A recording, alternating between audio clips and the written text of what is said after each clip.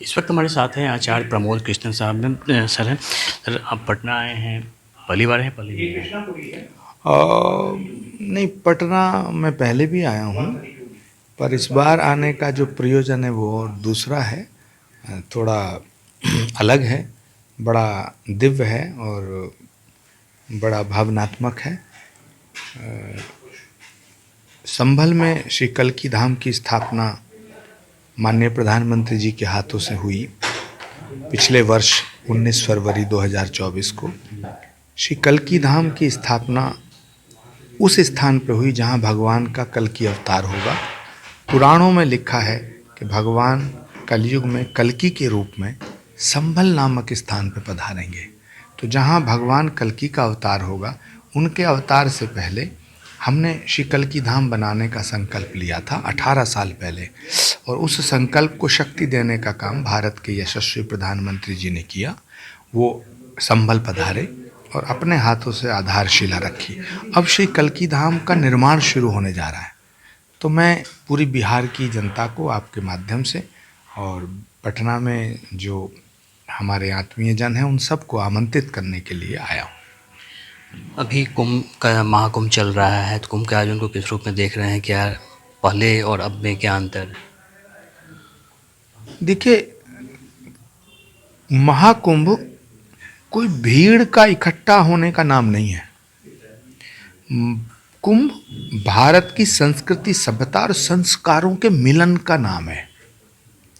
जो लोग कुंभ को किसी की मोटी आँखों से, किसी की छोटी आँखों से, किसी की सुंदरता से, किसी कोई भीड़ से तुलना कर रहे हैं, वो कुंभ को समझने में भूल कर रहे हैं। कुंभ धार्मिक दृष्टिकोण से, आध्यात्मिक दृष्टिकोण से और भारत की संस्कृति और सभ्यता के दृष्टिकोण से विश्व का एक ऐसा आयोजन है, पहला और अकेला आयोजन है, जहां अनेकता में एकता और भारत की विविधता का दर्शन होता है, जहां मर्यादा पुरुषोत्तम भगवान श्री राम से देवादिदेव महादेव और सनातन संस्कृति जो पूरे विश्व के अंदर वसुधैव कुटुंबकम का उद्घोष करती है, उसका दर्शन करने का नाम कुंभ है। नदियों में स्नान करना, तीनों नदियों के संगम तट पर स्नान करना, अमृत की बूंदें जहाँ जहाँ पड़ी हमारी पौराणिक मान्यताओं के आधार पर संतों का दर्शन करना, साधना, तपस्या, कल्पवास करना, तो इन सब को मिलाकर के अगर कोई देखेगा तब उसे कुंभ का अर्थ समझ में आएगा। अभी कल ममता कुलकर्णी भी महामंडलेश्वर का मिला है, तो इसको लेकर काफ़ी भी सोशल मीडिया पे विवाद भी चल रहा है इसको लेके। देखिए, सनातन सबको स्वीकार करता है।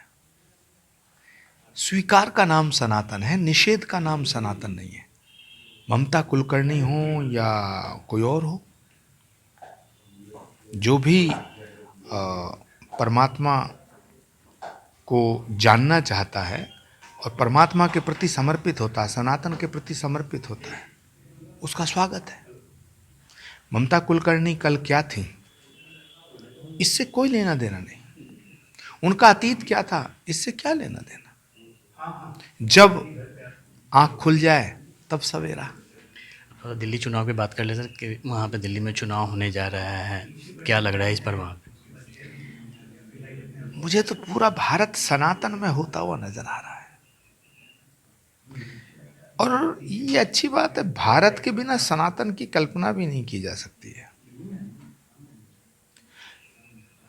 और सनातन के बिना भारत की कल्पना नहीं की जा सकती है। सनातन है तो भारत है, भारत है तो सनातन है। तो बाकी अरविंद केजरीवाल जी बहुत ही ताकतवर, कद्दावर और जमीन से जुड़े नेता हैं। युद्ध चल रहा है, अब किसको विजय श्री मिलेगी, कौन हारेगा, ये तो समय बताएगा, दिल्ली की जनता तय करेगी। चूँकि चुनावी मंजर में रावण राम की भी चर्चा होने लगी है, कौरव पांडव की भी चर्चा होने लगी है। देखिए, कौरव पांडव हमेशा से थे, राम रावण हमेशा से थे, और आज भी हैं, आज भी हैं। सतयुग में भी कलयुग था। अगर सतयुग में कलयुग ना होता तो माँ सीता का हरण कैसे होता। द्वापर में भी कलयुग था। अगर द्वापर में कलयुग नहीं होता तो देवकी के बच्चों को, छोटे छोटे बच्चों को कंस पटक के क्यों मारते हैं। सतयुग में भी कलयुग था, त्रेता में भी कलयुग था, द्वापर में भी कलयुग था। और हमें ये नहीं देखना है कि कहाँ कहाँ कलयुग था। हमें प्रधानमंत्री नरेंद्र मोदी के नेतृत्व में कलयुग में सतयुग लाना है। और कलयुग में सतयुग लाने के लिए ही भगवान के कलयुग के जो अवतार हैं, कल की अवतार, सनातन का अंतिम अवतार है कल की अवतार। श्रीमद् भागवत में लिखा है, संभल ग्राम मुखस्य ब्राह्मणस्य महात्मना भवने विष्णु यशस्य कल की प्रादुर्भविष्यति।